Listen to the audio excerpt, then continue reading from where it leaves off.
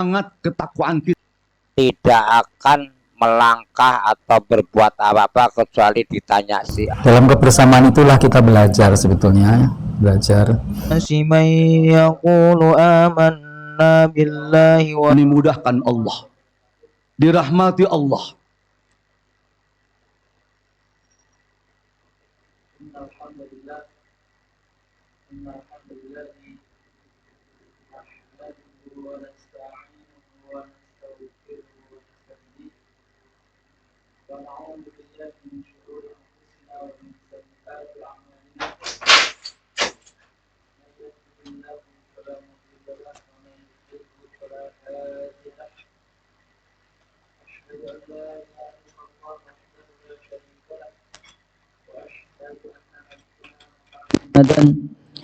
عبده ورسوله لا نبي ولا رسول بعده اللهم صل وسلم وبارك على نبينا محمد وعلى آله وأصحابه ومن والاه أما بعد فإن أصدق الحديث كتاب الله وخير الهدي هدي نبينا محمد صلى الله عليه وسلم وشر الأمور محدثاتها وكل محدثة بدعة.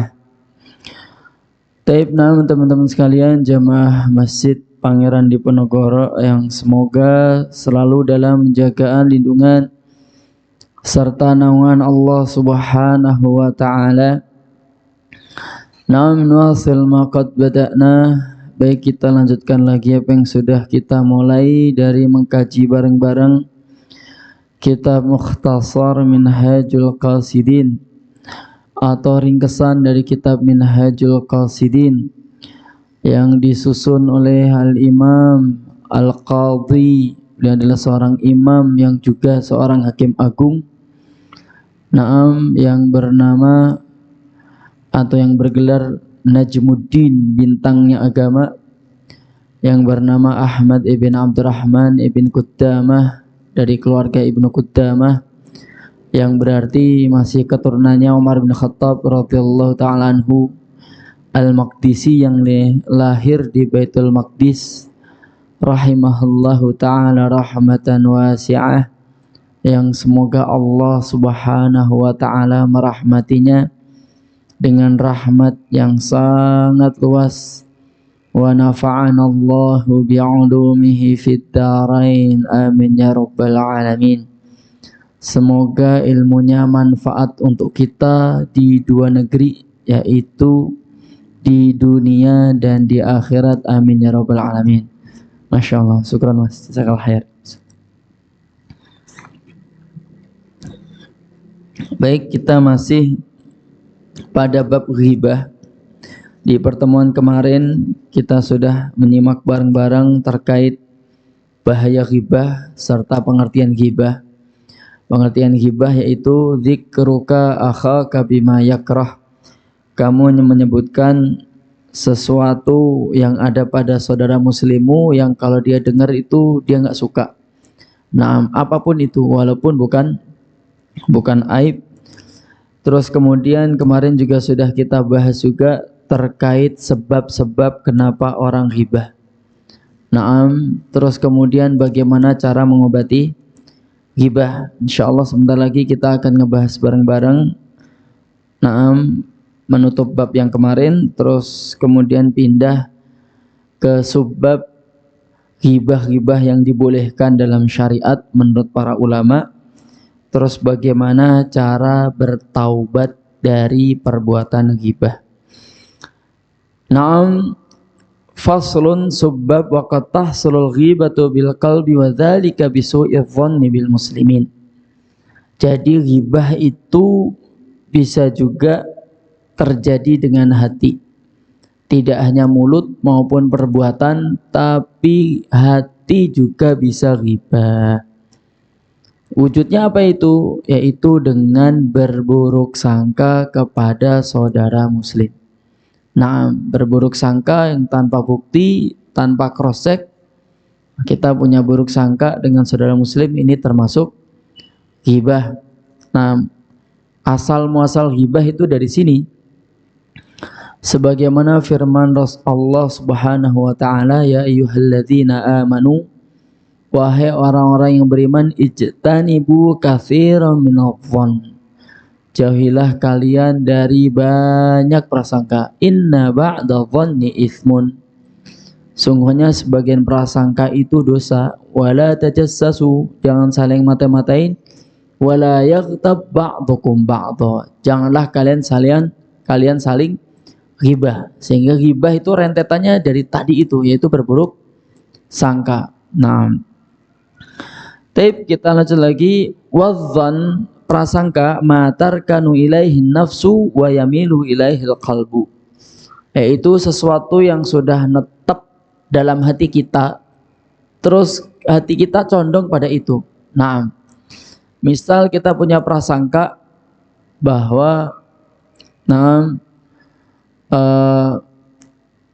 misalnya ibu kita di rumah sedang masak sayur lodeh, misalnya ibu kita di rumah sedang masak sayur lodeh karena indikasinya kuat, ya tadi pagi beli bahan-bahannya. Nah, ini hati kita cenderung ke sana, walaupun mungkin ketika sampai rumah meleset, ternyata bahan-bahan itu dimasak besok, untuk besok misalnya, walaupun belanjanya sekarang. Nah, intinya dzan, prasangka itu yang hati kita itu cenderung ke sana. Nah, kalau enggak disebut dzan, enggak disebut prasangka. Falaisa laka an tadhunna bil muslimi syarra, kalian itu enggak boleh punya buruk sangka terhadap saudara muslim.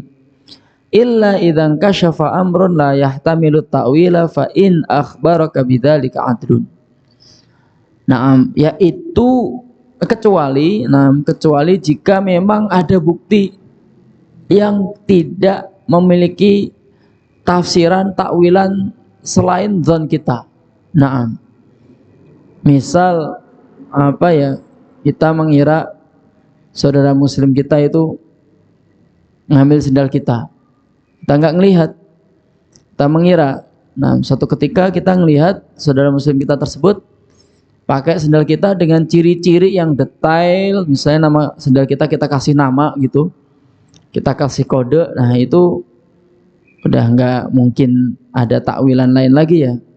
Nah, tapi ala kulli hal seperti itu pun kita harus cross check. Jangan-jangan sendal kita diambil orang terus dihadiahkan ke dia. Mungkin sekali lagi cross check. Naam.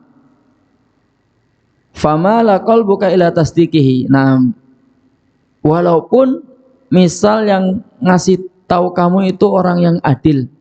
Nah, ngasih tahu kamu itu orang yang adil, maksudnya adalah orang yang tidak dicacat dari sisi agamanya. Terus kemudian hatimu cenderung pada membenarkannya. Nah, kunta ma'dzuran, saat itu kamu pun dapat uzur ketika mempercayai seperti itu. Seorang nggak pernah berbohong, tiba-tiba ngomong hal yang buruk pada saudara muslim kita. Nah, kadang kita percaya kayak gitu. Nah, kayak gini itu posisi kita nggak ma'dzur, dimaafkan. Tapi sekali lagi cross check, karena memang perintah Allahnya gitu. Sebagaimana dalam surat Al-Hujurat ayat nomor 6, ya ayyuhalladzina amanu, wahai orang yang beriman. Sebentar, nanti kalau ingat tak sebutkan. Nah, ya ayyuhalladzina amanu, nanti kelupaan ya. Nanti kalau ingat insyaallah tak sebutkan. Intinya bisa kalian cross check di surat Al-Hujurat ayat nomor 6. Tapi lanjut lagi. Li'annaka law kadzdzabtahu kunta qad asa'ta dzanna bil mukhbir, karena ketika engkau ini mendustakannya, maka engkau jadi memiliki buruk sangka kepada orang yang telah memberi kabar tersebut. Nah, sekali lagi dia orang yang adil ya. Adil ini pengertiannya dalam syariat kita orang yang tidak punya cacat dari sisi agama maupun muru'ah. Nah, atau adab, enggak ada. Orang yang soleh banget tiba-tiba menceritakan hal yang buruk terhadap saudara muslim yang lain. Nah, mungkin maksudnya biar kita tidak terkena keburukan tersebut. maka rasanya sulit untuk kita tidak percaya. Walaupun dia membawa berita itu tanpa bukti. Fala yanbaghi an tuhsina adh-dhanna biwahidin wa tusi'ahu bi akhar. Maka tidak seyogianya engkau berburuk sangka terhadap orang lain dan engkau berbaik sangka kepada yang lain. Bal yanbaghi an tabhath, tapi yang lebih tepat kamu cross check. Naam, hal bainahuma adawah wa hasad. Apakah antara keduanya itu ada permusuhan dan hasad atau tidak. Naam. Oh ya, naam, alhamdulillah ayatnya ini jadi ingat. Naam, surat Al-Hujurat ayat nomor 6, ya ayyuhalladzina amanu in ja'akum fasiqun binaba'in fatabayyanu. Jika datang kepadamu berita yang fasik, berita yang belum di cross check, maka cross check dulu. Naam. Antusibu qauman bijahalatin fatusbihu ala ma fa'altum nadimin. Khawatirnya nanti kamu melukai seseorang, melukai suatu kaum sebab kebodohanmu, sebab kamu nggak mau cross check, lalu kemudian kamu jadi menyesal. Baik. Naam, kita lanjut lagi. Wa'lam anna min samarati su'idzan at-tajassus. Ketahuilah bahwa buah dari su'udzan itu adalah memata-matai. Fa innal qalba la yaqna'u bidzan bal yatlubu at-tahqiqa fayashtamilu bitajassus. Yaitu hati itu enggak cukup puas, enggak puas dengan hanya prasangka buruk aja. Dia pengen membuktikan prasangka buruknya itu, maka dia pun mulai memata-matai. Wa dzalika manhiyun anhu. Memata-matai itu jelas terlarang sebagaimana di hadis yang kemarin yang sudah kita bahas. Man tatabba'a aurata akhihi tatabba'allahu auratahu. Barang siapa yang ngintilin aibnya saudara muslimnya, maka Allah akan ngintilin aibnya. Wa man tatabba'allahu auratahu yafdahu walau fi jawfi baiti. Dan barang siapa yang aibnya itu diintilin oleh Allah SWT, maka Allah akan menyibaknya walaupun dia melakukan dosa tersebut, aibnya tersebut itu di dalam rumahnya yang gak ada siapa-siapa. Nah, baik, li'annahu yusilu ila hadki sitril muslim, karena itu bisa menyebabkan menyibak rahasia seorang muslim ya, karena diintilin. Bahkan dalam syariat kita kan kita sudah tahu nggih, kita itu dilarang untuk nanya kepada saudara muslim kita ketika mau pergi kemana gitu, mau kemana. Kalimat itu kalimat yang dilarang karena itu kalimat interogasi. Bisa jadi dia pengen pergi ke satu tempat yang orang-orang itu dia nggak pengen tahu gitu. Dia nggak pengen tahu adanya orang-orang yang tahu, sehingga menjadikan terkadang saudara muslim kita itu jawabnya jadi jawab bohong. Nah itu kita yang menyebabkan dia berbohong. Yang boleh itu mungkin apa kabar, gimana, sehat, terus mau kemana, itu sesuatu yang harusnya dihindari. Kecuali dia yang cerita, saya mau kesini, mau kesini, mau kesini. Tapi kecuali kalau kita itu seorang misalnya kepala sekolah atau pimpinan perusahaan atau apalah, anak buah kita izin, sehari 2 hari wajar kita nanya mau kemana. Kok sampai izin? Karena memang dia sudah ada ikatan janji, perjanjian kontrak kerja dengan kita misalnya. Taib walau lam yang kashif laka kana qalbuka aslama lil muslim. Jadi ketika kita nggak tahu aib saudara muslim kita, itu lebih selamat untuk hati kita. Taib. Jadi nggak usah tajasus. Kalau ada teman gibah kita hindari. Buat apa kita merekam memori yang nggak penting? Mending otak kita, memori kita pakai untuk merekam ayat-ayat Allah, itu lebih penting lagi. Kenapa? Karena status Al-Quran itu dusturuna, yaitu penuntun kita. Penuntun kita itu idealnya ada di otak, dihafal. Masa ketika setiap segala sesuatu baru buka, enggak dihafal. Baik, sekarang kita pindah ke bab yang masih berkaitan tentang ghibah. Babul a'dzari al-murakhasati fil ghibati wa kaffaratil ghibah, yaitu bab terkait ghibah yang diperbolehkan, yang mendapatkan rukhsah. Nah, kita harus paham istilah rukhsah ya. Rukhsah itu adalah bentuk keringanan yang hukum asalnya itu berbeda dengan hukum setelah dapat rukhsah, keringanan. Misal darah itu kan hukum asalnya najis, hukum asalnya najis. Tapi ketika darah semut, darah nyamuk, nah maka dalam hal ini syariat melihatnya ada rukhsah, ada keringanan, tidak dihitung najis walaupun hukum asalnya dia najis. Nah ini ada ghibah yang ada rukhsahnya, dalam arti kalau dibutuhkan kita boleh ghibah kalau dibutuhkan. Nah kalau nggak dibutuhkan nggak boleh. Taib. I'lam annal murakhisa fi dzikri masawi'il ghair huwa ghardun sahihun fi syar'i. Ketahuilah bahwa hal yang membolehkan, yang merukhsahkan untuk kita menyebutkan keburukan-keburukan saudara muslim kita, itu tujuannya benar dan dilegalkan oleh syariat. Bukan berarti benar menurut kita. Tunggu dulu, benar dan dilegalkan oleh syariat. La yumkinu tawassula ilaihi illa bihi. Yang mana kita itu nggak bisa masuk pada intinya, nggak bisa menjalankan syariat tersebut kecuali dengan jalur ghibah.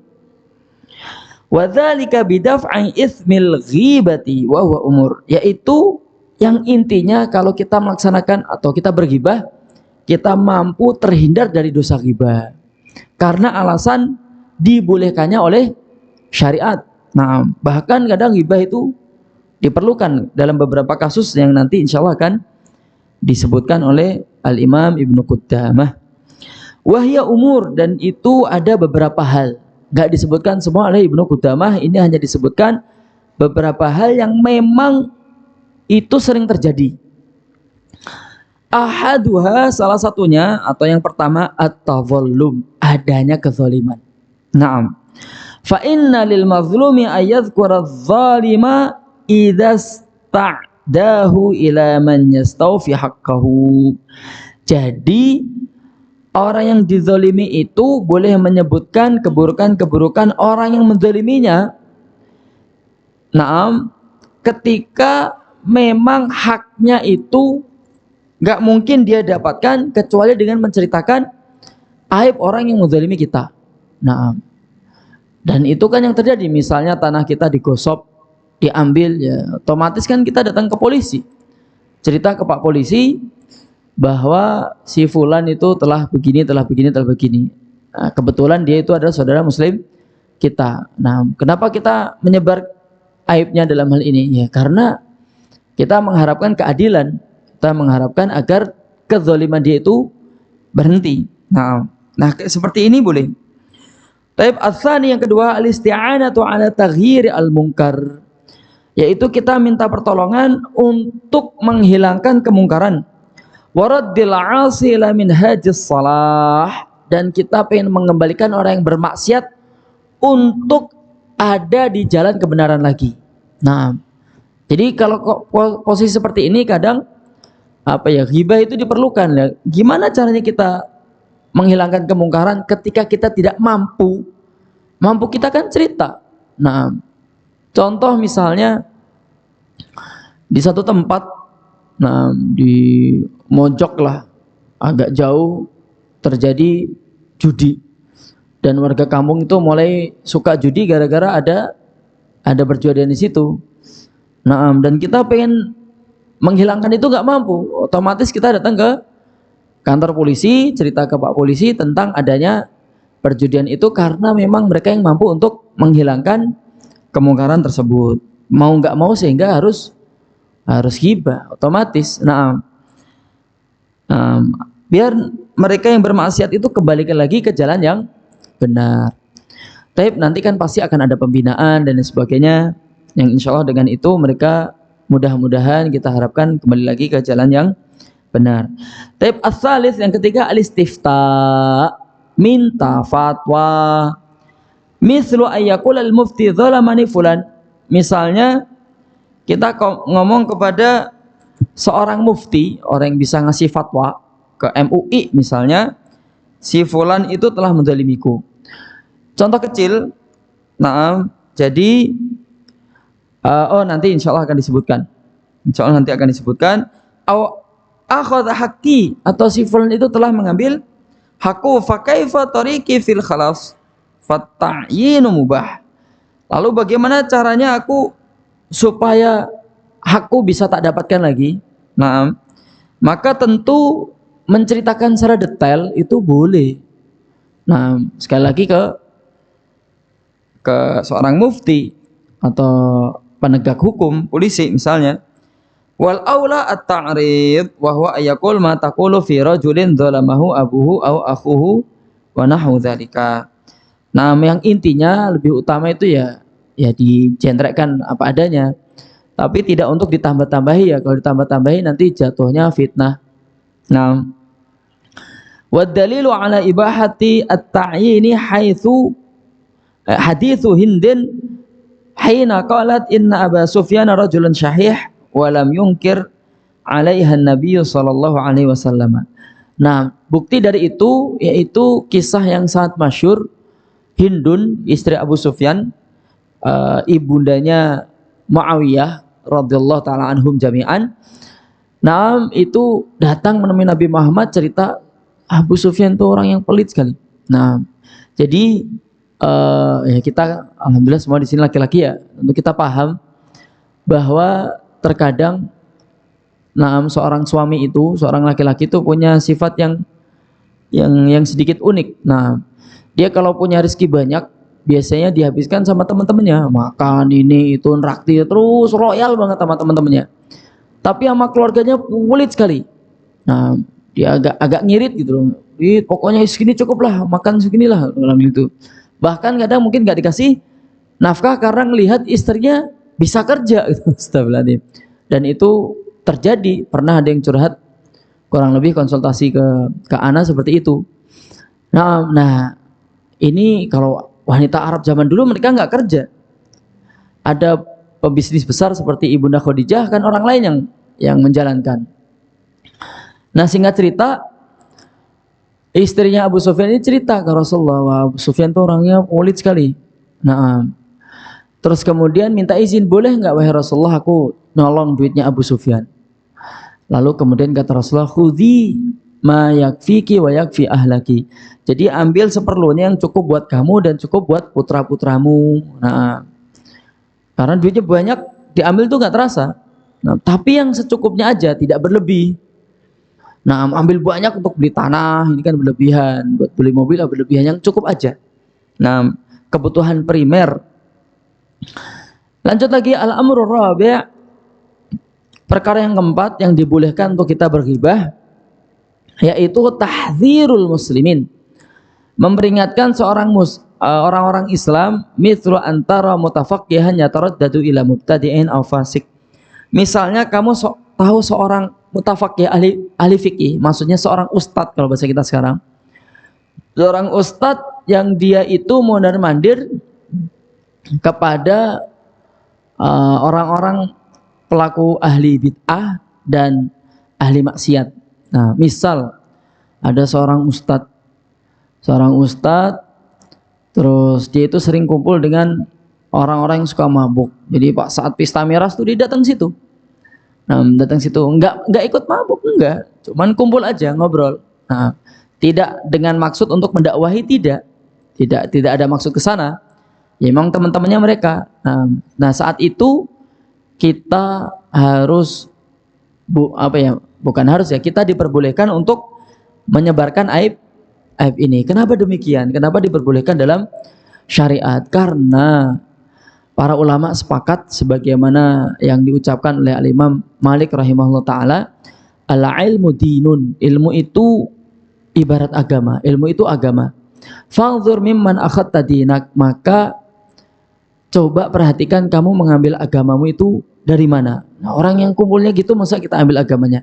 Jangankan yang itu. Nah, orang salaf kuno dulu itu mengatakan, ketika kamu melihat gurumu kok telat takbiratul ihram, bayangkan, kok dia telat dari takbiratul ihramnya imam, bahkan sampai masbuk 1 rakaat atau bahkan tidak jamaah, faghsil yadaika minhu, maka cucilah kedua tanganmu darinya. Maksudnya apa mencuci kedua tangan darinya? Gak usah diambil ilmunya. Nah, itu untuk orang yang seorang ustadz yang meninggalkan sholat jamaah dengan sengaja. Lalu bagaimana dengan yang kumpul dengan orang-orang mabuk dan transparan? Nah, ini kan berarti lebih tidak boleh diambil ilmunya. Nah, kumpul tidak untuk mendakwahi lo ya, hanya kumpul aja. Beda dengan dia mendatangi para pemabuk dengan maksud mendakwahi. Nah, ini sah-sah aja, bahkan dianjurkan. Taib wa takhafu ay yata'adda ilaihi dzalika fa dzalika an takshifa lahul hal, dan kamu khawatir nanti akan nular. Nular maksudnya gimana? Duh, si ustadz itu kumpul dengan para pemabuk, berarti boleh dong ngumpul dengan para pemabuk. Misal ini ambil contoh yang gampang kan, pemabuk misalnya. Oh, nanti mah diikuti para jamaahnya, yang penting gak ikut mabuk. Wah, ini gawat. Ini gawat. Kenapa? Karena dalam hal ini Rasulullah SAW pernah bersabda, almar'u ala dini khalilihi. Seseorang itu sesuai dengan agama temannya. Nah, kalau temannya tukang mabuk, gimana kalau nanti disamakan oleh Allah dengan para pemabuk? Nah, ini kan gawat. Taib, lanjut lagi. Wa kadzalika al-mustasyaru fit tazwij wa ida'il amanah lahu ayyadhkura ma ya'rifuhu ala qasdin nushi lil mustasyir la ala qasdil waqi'ah idza alima annahu la yanzajiru illa bitasrih. Demikian juga orang yang yang suka menyanyiakan amanah. Nah, jadi orang yang suka menyanyiakan amanah, maka kita harus kita sebar. Jangan bermuamalah dengan si fulan. Nah, karena dia sering menyanyiakan amanah, atau bahasa kita sering nipu. Nah, sering nipu biar saudara-saudara muslim yang lain itu tidak kena tipunya. Karena memang ada orang karakternya gitu, senang nipu. Nggak tahu kenapa ketika sudah berhasil nipu itu kayak ada kepuasan batin gitu. Ada yang seperti itu, jiwanya rusak. Nah, atau dia bermasalah dalam urusan menikah. Maksudnya gimana? Dia mohon maaf ya, doyan kawin. Kalau bahasa Rasulullah itu az-zawwaqina waz-zawwaqat. La'anallahu az-zawwaqina waz-zawwaqat. Allah itu melaknat orang-orang yang tukang kawin. Tukang kawin itu maksudnya dicicipin aja. Habis kawin dan cobain rasanya.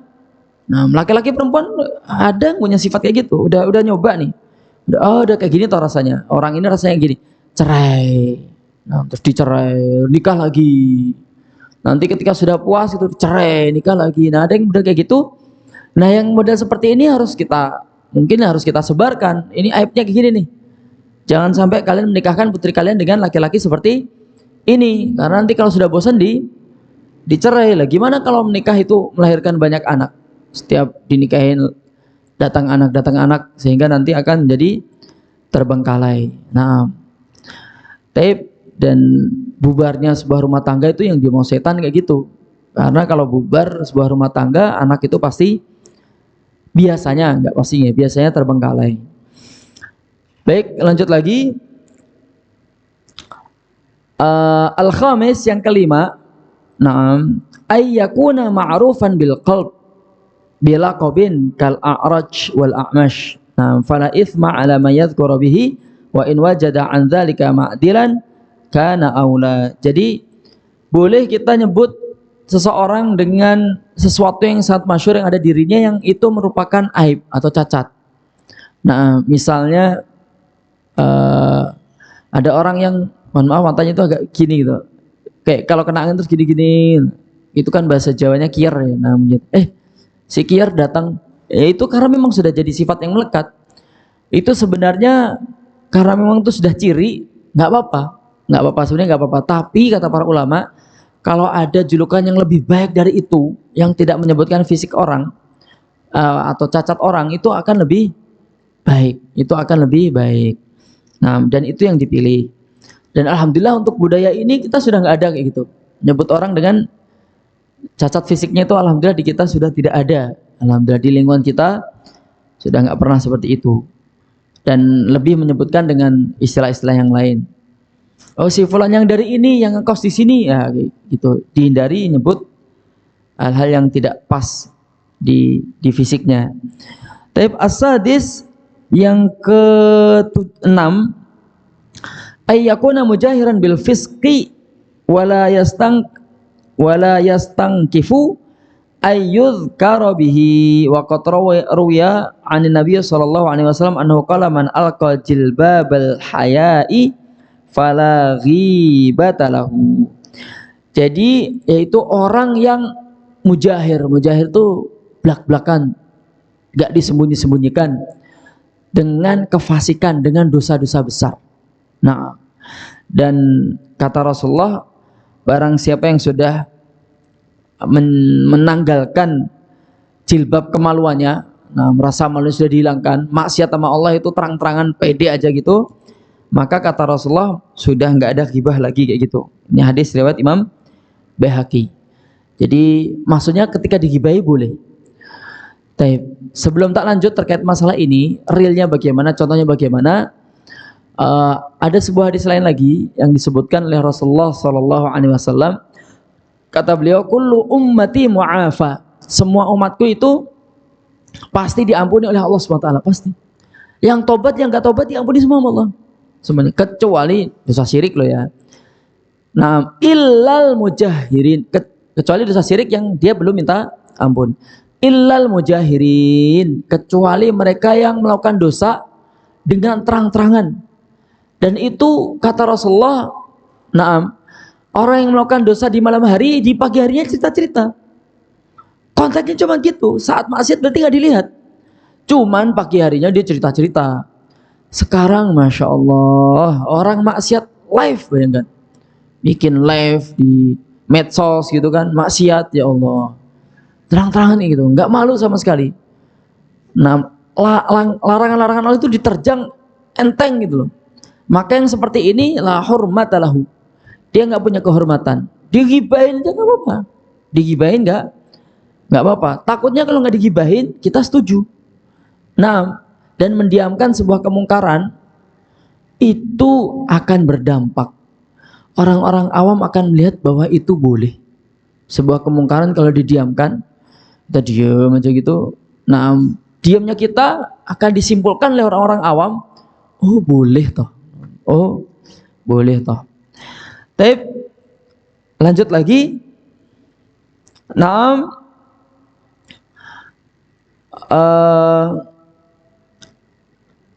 wa amma kafaratul ghibah. Adapun bagaimana cara menebus dosa ghibah? Gimana cara bertobat dari ghibah? Fa'lam annal mughtaba qad jana jinayataini. Ketahuilah bahwa orang yang ghibah itu telah melakukan dosa di dua dosa besar. Nah, apa itu? Ihdahuma, salah satunya ala haqqillahi ta'ala, yaitu atas haknya Allah Subhanahu wa ta'ala. Taib. Jadi orang yang ghibah itu hakikatnya dia secara tidak langsung mencela ciptaan Allah Subhanahu wa ta'ala. Nah, dan ini tentu dia lagi berdosa dengan Allah. Tapi fa kafaratu dzalika at-taubatu wan nadam. Maka fa in fa'ala ma nahahu anhu fa kafaratu dzalika at-taubatu wan nadam. Kalau itu dilakukan sama dia berghibah, maka kafarahnya untuk hak Allah ini dia dengan taubat dan menyesal. Syarat taubat kan kita sudah tahu semua nih. Pertama, kita menyesali apa yang pernah kita lakukan.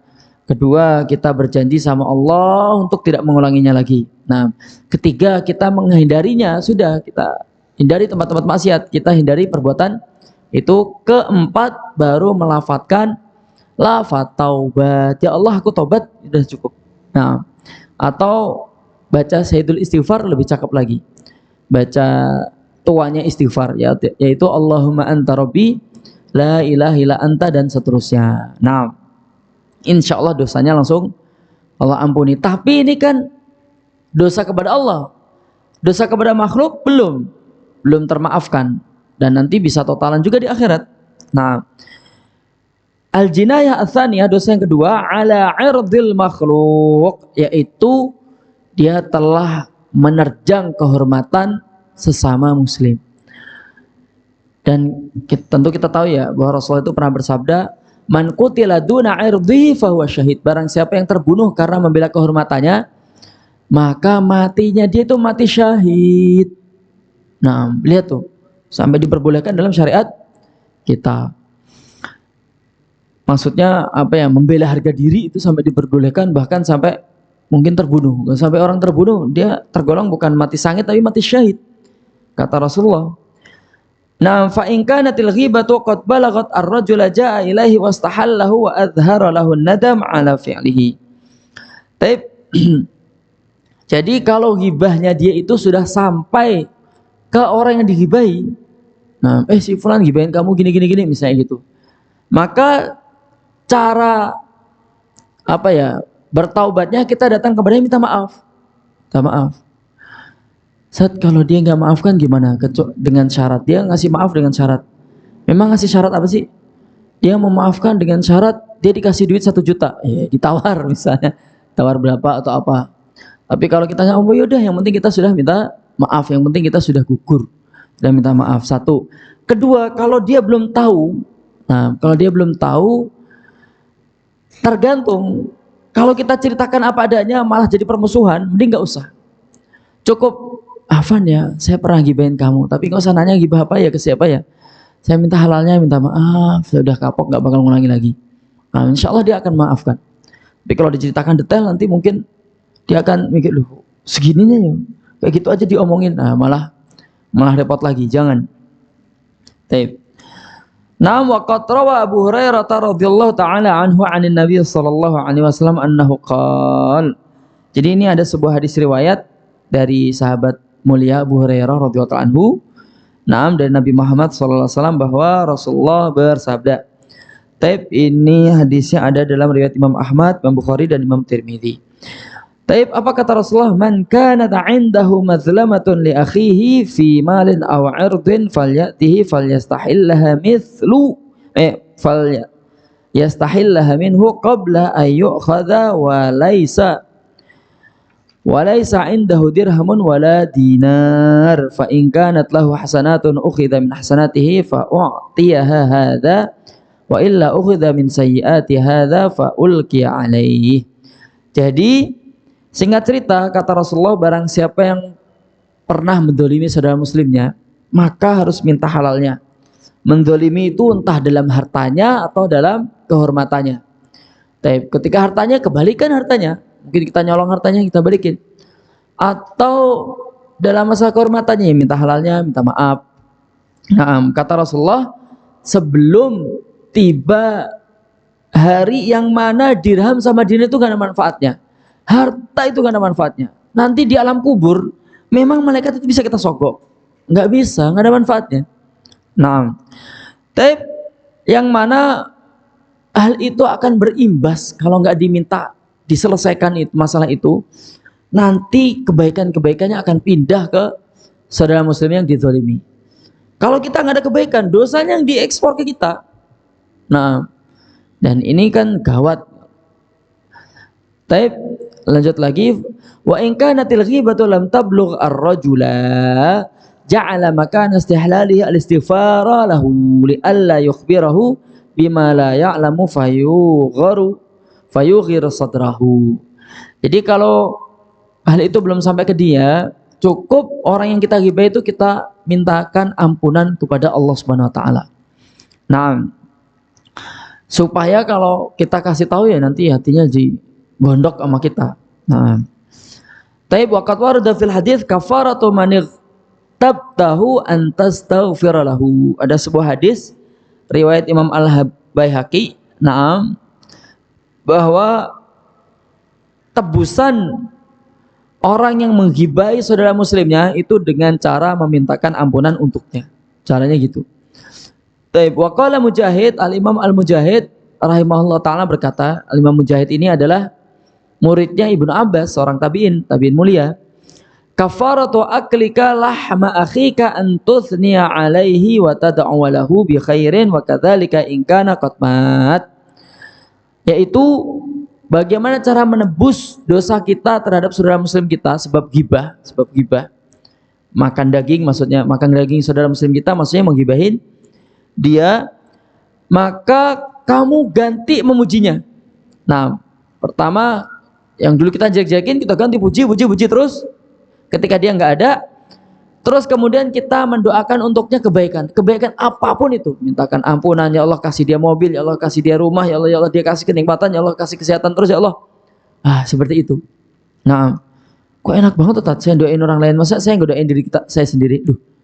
Tak kasih tahu ya, kata Rasulullah, di antara doa yang mustajab, anta da'wa akhaka bi dhahril ghaib, yaitu kalian mendoakan saudara muslim kalian dan dia tidak tahu kalau kita mendoakannya. Nah, itu pasti nanti diijabah oleh Allah. Nanti malaikat akan ngomong gini, walaka mithluh, mudah-mudahan Allah ngasih buat kamu seperti yang kamu doakan untuk saudara muslimmu. Wah, ini kan nikmat luar biasa. Jadi kalau kita pengen punya mobil, doain aja saudara muslim kita supaya Allah kasih mobil.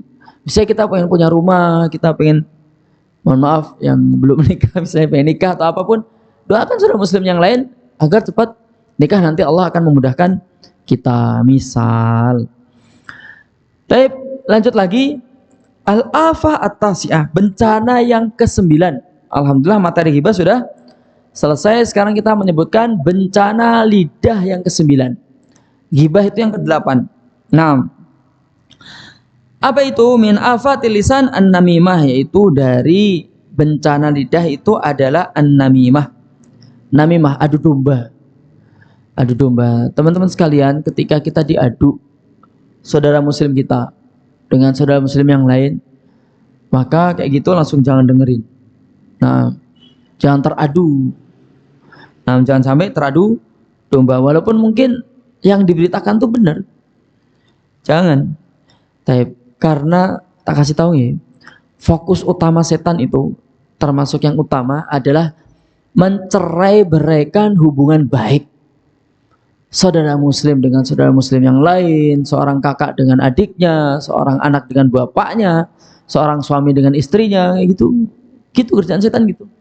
Nah, kalau kita adu domba, kita telah mengambil pekerjaan setan, akhlak setan. Setan sedang pengen menuju neraka. Kalau kita punya sifat buruk, ya kita satu rel dengan mereka. Gawat ini. Nah, wahya fil hadithi anna Nabiy sallallahu alaihi wasallam qala la yadkhulul jannata qattatun wa huwa an-nammam. Kata Rasulullah, orang yang tukang adu domba itu nggak bisa langsung masuk surga. Berarti dijeblosin dulu ke neraka. Taib wa'lam anna namimata tutlaqu fil ghalibi ala naqli qawli insanin fi insan. Ketahuilah bahwa adu domba itu pada umumnya menukil ucapan orang kepada orang lain. Nah, misalnya si A jelek-jelekin si B, terus kemudian kita ngambil ucapan si A ini yang jelek-jelekin si B, karena pas jelek-jelekin di depan kita kasih tahu ke si B. Nah, ini memang bagian dari ghibah dan termasuk adu domba. Adu domba dosanya lebih besar lagi. Nah, taib mithlu ayyakul qala fika fulanun kada wa kada. Si orang itu loh ngomong tentang dirimu bahwa katanya kamu gini. Nah, maksudnya pengen adu domba. Walaisat makhsusatan bihadza.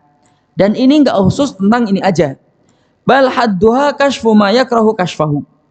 Batasannya yaitu sesuatu yang tidak boleh dibongkar terus dibongkar. Nah, itu termasuk namimah. Nah, wallahu taala alam. Tapi insyaallah terkait bab ini nanti akan kita ulang sedikit karena butuh pembahasan sedikit detail. Berhubung waktunya sudah habis. Tapi ilahuna teman-teman sekalian, sampai sini kita tutup dengan bacaan doa kafaratul majlis. Subhanakallahumma bihamdika asyhadu an la ilaha illa anta astaghfiruka wa atubu ilaik. Assalamualaikum warahmatullahi wabarakatuh. Ketakwaan kita kepada Allah